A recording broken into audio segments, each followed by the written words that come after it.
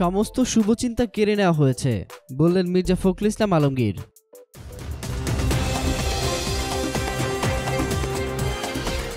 BNP মহাসচিব মির্জা ফখরুল ইসলাম আলমগীর বলেছেন, আমাদের সব মূল্যবোধ রাতের আধারে ডাকাতি সে ডাকাতি করে নিয়ে গেছে, আর আমাদের সব শুভচিন্তা হয়েছে। গতকাল দুপুরে ঠাকুরগাঁও পৌরসভা মিলনায়তনে জেলা বিএনপি আয়োজিত নির্বাচনোত্তর কর্মীদের সঙ্গে মতবিনিময় সভায় তিনি এসব কথা বলেন। মির্জা ফখরুল ইসলাম আলমগীর বলেন, গত 30 তারিখের নির্বাচনে ঠাকুরগাঁও 1 আসনে বিএনপি পরাজিত হয়নি। এখানে পরাজিত হয়েছে আওয়ামী লীগ, পরাজিত হয়েছে সরকার এবং 71-এর মুক্তিযুদ্ধের চেতনা। উপস্থিত বিএনপির কর্মী সমর্থকদের উদ্দেশ্যে বিএনপির মহাসচিব বলেন, আমি মনে করি এই নির্বাচনে আপনাদের জয় হয়েছে।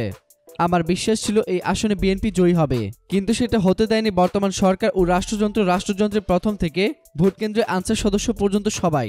জেলা বিএনপির সভাপতি তৈমুর রহমানের সভাপতিত্বে মতবিনিময় সভায় আরও বক্তব্য রাখেন সাবেক সদর উপজেলা পরিষদের চেয়ারম্যান সুলতানুল ফেরদৌস নম্র, জেলা বিএনপির নেতা শরীফুল ইসলাম শরীফ, পয়গম আলী, আফাসউদ্দিন ভুইয়া, আনসারুল হক সহ দলের অঙ্গ সংগঠনের নেতৃত্ববৃন্দ।